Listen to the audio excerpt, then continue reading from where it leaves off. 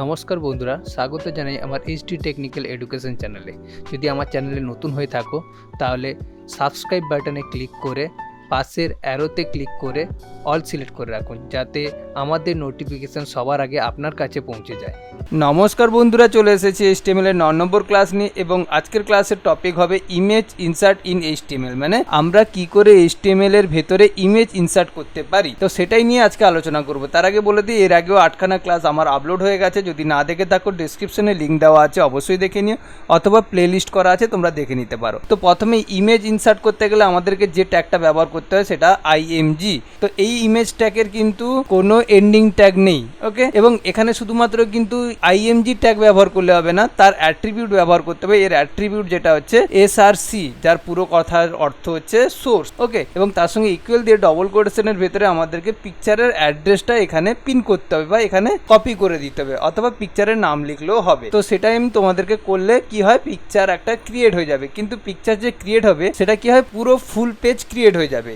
তো তার জন্য আরো কিছু অ্যাট্রিবিউট ব্যবহার করতে হবে, যেরকম আমি নিচে লিখে রেখেছি। দেখো আইএমজি এসআরসি মানে সোর্স এবং পিকচার অ্যাড্রেসটা দিতে হচ্ছে, এবং তার সঙ্গে হাইট এবং ওয়েটও দিতে হবে। দিলে কি হয়, পিকচারের একটা সাইজ চলে আসবে। তো চলো প্র্যাকটিক্যালটা শুরু করি, প্র্যাকটিক্যাল করলে আরো ক্লিয়ার হয়ে যাবে।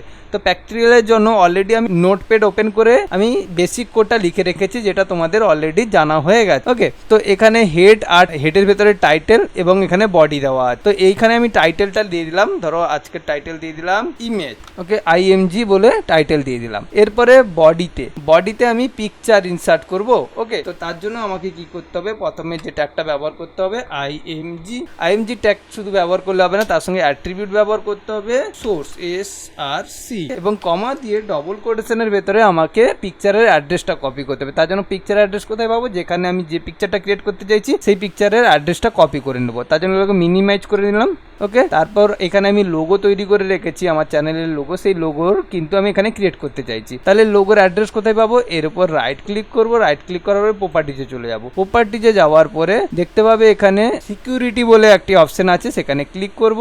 ক্লিক করার পরে দেখো অবজেক্ট নেমের পাশে এখানে আমার কিন্তু অ্যাড্রেসটা দেওয়া আছে, জাস্ট এটাকে কপি করে নেব, ওকে। এটা পুরোটাকে সিলেক্ট করে আমি সিটিএল এর সঙ্গে সি প্রেস করে কপি করে নিলাম। এরপরে এইচটিএমএল এর এইখানে পেস্ট করে দেবো, ওকে। সিটিএল এর সঙ্গে ভি পেস্ট করে দেবো এবং ডবল কোটেশন শেষ করে এটাকে অফ করলাম, ওকে। আমার এইটুকু করলে কি হবে, আমার কিন্তু পিকচারটা ইনসার্ট হয়ে যাবে। তো ইনসার্ট হচ্ছে কিনা দেখে নিই, তার জন্য আমি এটাকে সেভ করে নিই। ফাইলে গিয়ে সেভে ক্লিক করব। সেভে ক্লিক করার পরে এখানে নাম দিয়ে দিব img.html, ওকে। তারপর ডেস্কটপ সিলেক্ট করে এটাকে সেভ করে নেব। এবার দেখি, এটাকে কেটে দিই। দেখো আইএমজি নামে একটি ব্রাউজার ক্রিয়েট হয়ে গেছে অলরেডি। এটাকে ওপেন করি। ওপেন করলে দেখতে পাচ্ছ পুরো পেজ জুড়ে কিন্তু পিকচার ক্রিয়েট হয়ে গেছে, এবং যার টাইটেল দেখতে পাচ্ছ আইএমজি লেখা আছে, তাই না? তো এটাকে জুম আউট করলে তোমরা পিকচারটা দেখতে পাবে। দেখো অনেকটা জুম আউট করার পরে এটা কিন্তু ফুল পেজে হয়ে গেছে, ওকে। তো এইচডি টেকনিক্যাল এডুকেশন এটা পুরো পেজে চলে এসছে। তো এটাকে আমি ছোট করতে চাইছি, তার জন্য আরো কিছু অ্যাট্রিবিউট ব্যবহার করতে হবে। তো এটাকে মিনিমাইজ করে আমি নোটপ্যাডটাকে ওপেন করলাম। এর সঙ্গে আমি যে অ্যাট্রিবিউট ব্যবহার করতে চাইছি, সাপোজ এর সঙ্গে আমি একে আমি এন্টার মেরে নিচের দিকে নিয়ে আসি, দিলে কি হয় তোমাদের দেখতে সুবিধা হবে। এর সঙ্গে যে অ্যাট্রিবিউট ব্যবহার করব সেটা হচ্ছে হাইট, ওকে। হাইটের সঙ্গে ইকুয়াল দিয়ে ডবল কোটেশনের ভেতরে লিখে দিলাম 100, ওকে। এবং এর সঙ্গে দিয়ে দিলাম উইথ, WIDTH, উইথ দিয়ে ইকুয়াল দিয়ে ডবল কোটেশনের ভিতরে 100 দিয়ে দিলাম, ওকে। এরপরে এটাকে আমি সেভ করে নিই। ফাইলে গিয়ে সেভ করে নিলাম।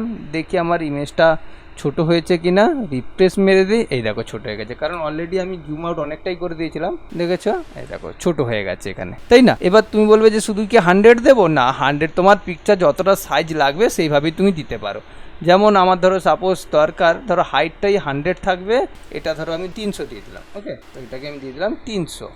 এরপরে আমি যদি সেভ করি তাহলে কিভাবে আসবে পিকচারটা, দেখো জাস্ট রিফ্রেশ করে দেবো। দেখছো হাইটটা ঠিক আছে, কিন্তু লম্বাটা বেড়ে গেছে। তো এইভাবে কিন্তু হাইট ওয়েট আমরা চেঞ্জ করতে পারি। এবার চাইছি এই পিকচারটাকে মিডিলে মানে পুরো মাঝখানে আনতে, তাহলে সেটা কি করব? তার জন্য কিন্তু ইমেজের মধ্যে কোনো অ্যাট্রিবিউট ব্যবহার করতে হবে না। তার জন্য আমি বডির ভেতরে আমি আরেকটা ট্যাগ ব্যবহার করে নেব, জাস্ট বডি ইমেজের বাইরে, কারণ পুরো ইমেজটাকেই তো আমি সেন্টার করতে চাইছি। তার জন্য আমি যে ট্যাগটা ব্যবহার সেন্টার নামে একটি ট্যাগ আছে, ওকে। সেন্টার ট্যাগটাকে নিয়ে নিলাম এবং সেন্টার ট্যাগটাকে এন্ড করে দেবো। এটাকে কপি করে এখানে শেষে এন্ড করে দিই, ওকে। এন্ড করে দেবে এবং ব্যাক স্ল্যাশ দিলে এন্ড হয়ে যাবে, ওকে। এবারে আমি এটাকে সেভ করি। ফাইলে গিয়ে জাস্ট সেভ করে নেব।